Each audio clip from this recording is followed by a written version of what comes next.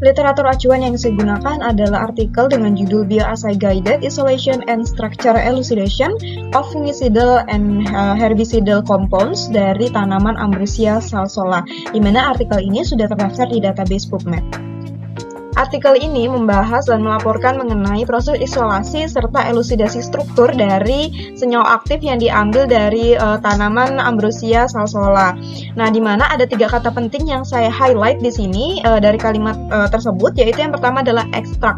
Ini menunjukkan bahwasanya suatu proses isolasi suatu senyawa aktif dari tanaman itu dimulai dengan pengambilan ekstrak, yaitu dengan proses ekstraksi, di mana ekstrak-ekstrak kasar yang didapatkan nantinya akan dilakukan fraksinasi dan juga pemurnian untuk menentukan mana saja fraksi aktif yang baik untuk dilakukan pengujian lanjutan.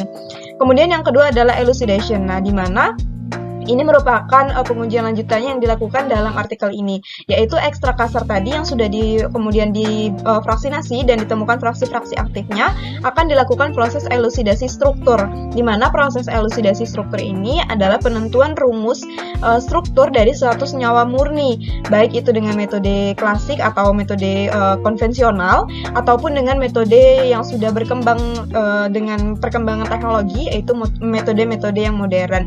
Nah, kemudian yang terakhir adalah activity, di mana tujuan akhir dari suatu proses isolasi dan juga elusidasi struktur adalah untuk menentukan aktivitas dari suatu senyawa tersebut.